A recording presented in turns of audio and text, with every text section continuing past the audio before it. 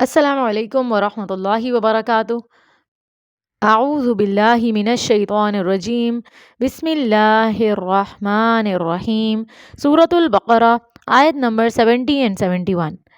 لفظی ترجمہ: قولو، انہوں نے کہا، ادعو، دعا کرو، لنا، ہمارے لیے، ربکا، اپنے رب سے، یبین، وہ واضح کر دے، لنا، ہمارے لیے، ماں، کیسی ہو، ہیا، وہ، انا، بے شک، البقرہ، گائے، تشابہ، متشابہ ہو گئی ہیں، علینا، ہم پر، انا، اور بے شک ہم، ان، اگر، شاء، چاہا، اللہ، اللہ نے، لمہتدون، البتہ راہ پانے والے ہیں، قولا، کہا، انہو، بے شک وہ، یقولو، وہ فرماتا ہے، انہا، بے شک وہ، بقرۃ، ایسی گائے ہو، لا، نہ، ذلول، جوتی ہوئی ہو، تثیرو، کہ وہ ہل چلاتی ہو، الارض، زمین میں، ولا، اور نہ، تسقی، وہ سیراب کرتی ہو، الحرث، کھیتی کو، مسلمۃ، صحیح سلامت ہو، لا، نہ ہو، شیعتا، کوئی داغ، فیہا، اس میں، قولو، انہوں نے کہا، الآن، اب، جئتا، لایا ہے تو، بالحق، حق کو، فذبحوہا، پھر انہوں نے ذبح کیا اسے، وما، اور نہ، کادو، وہ قریب تھے کہ، یفعلون، وہ کرتے۔ اللہ سبحانہ و تعالیٰ نے بنی اسرائیل کو گائے ذبح کرنے کے بارے میں اتنی تفصیل بیان کر دی کہ سوال کی کوئی گنجائش ہی نہیں رہی تھی، لیکن وہ بار بار سوال پوچھ رہے تھے مزید، اور اصل میں وہ ایسا کرنا ہی نہیں چاہ رہے تھے، کیونکہ ان کو گائے سے بہت زیادہ محبت تھی۔ وہ پوجا کر چکے تھے گائے کی۔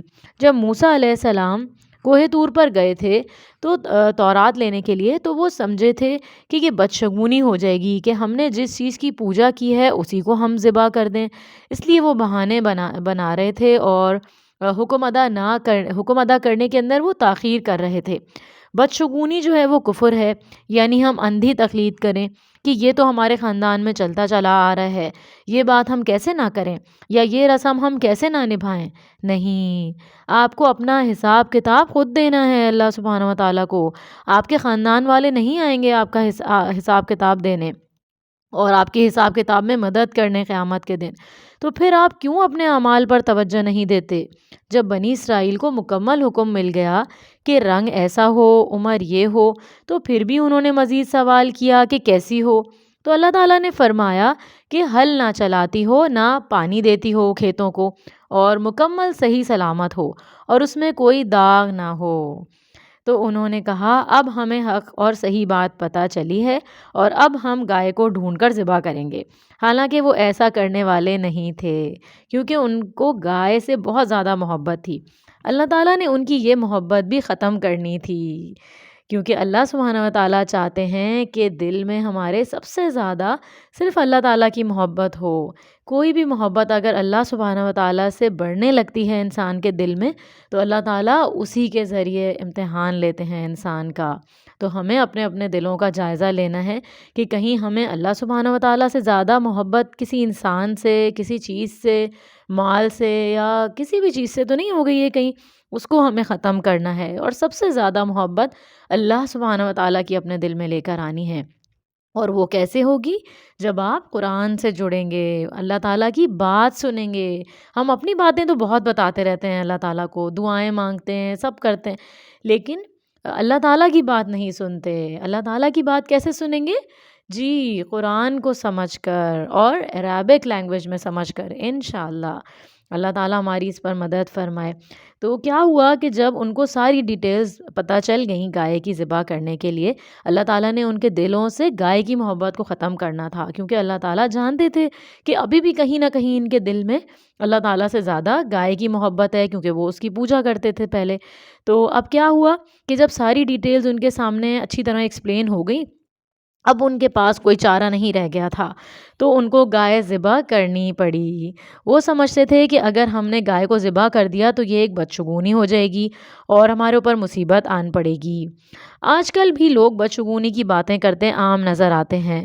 ان کو وہ گائے کسی طرح ڈھونڈنے پر بھی نہیں مل رہی تھی، کیونکہ انہوں نے سوالات پوچھ پوچھ کر اپنے آپ کو مشکل میں ڈال دیا تھا۔